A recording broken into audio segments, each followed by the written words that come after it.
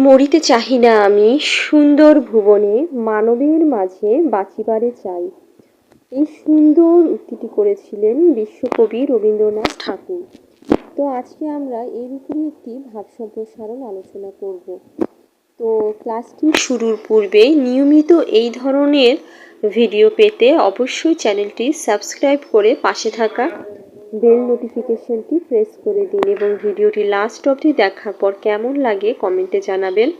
ভালো লাগলে অবশ্যই লাইক করবেন এবং বেশি বেশি শেয়ার করবেন। তাহলে চলুন। মরিতে চাহি না আমি সুন্দর ভুবনে, মানবের মাঝে বাঁচিবারে চাই। মূল ভাব। এ ধূলি ধরার প্রতি মানুষের ভালোবাসা অকৃত্রিম, তাই মৃত্যু অবধারিত জেনেও মানুষে পৃথিবী থেকে বিদায় নিতে চায় না। সম্প্রসারিত ভাব। মৃত্যু অমোঘ সত্য জেনেও মানুষ পৃথিবী রূপ রস গন্ধ স্পর্শ ছেড়ে যেতে চায় না। এ অমরত্বের প্রার্থনা মানুষের চিরন্তন। পৃথিবীর ধূলি কোণা গায়ে মেখে সবাই অমৃতের স্বাদ লাভ করতে চায়। সকলের কাছেই পৃথিবী সুন্দর। মৃত্যুর মধ্য দিয়ে কেউ পৃথিবী থেকে চিরবিদায় নিতে চায় না।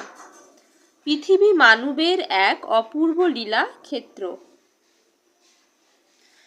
এখানে সকল মানুষ মিলেমিশে পৃথিবীকে নান্দনিক সৌন্দর্যে ভরিয়ে রেখেছে। সে সৌন্দর্যে অবগাহনের মাধ্যমে সমস্ত মানবের মাঝে বিলীন হওয়ার অদম্য বাসনা সর্বজনীন। মানুষ সৃষ্টির সেরা জীব। মানুষের চেয়ে বড় কিছু নেই,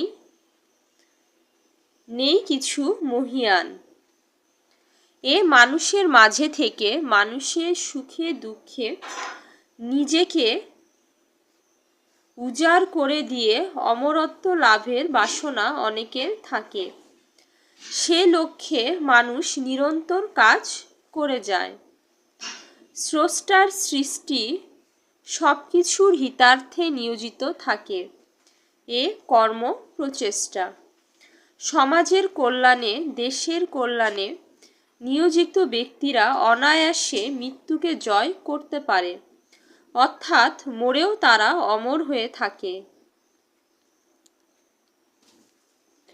উপসংহার। মহৎ সৃষ্টিকর্মের জন্যই মানুষ মরেও সকলের মধ্যে বেঁচে থাকে চিরকাল।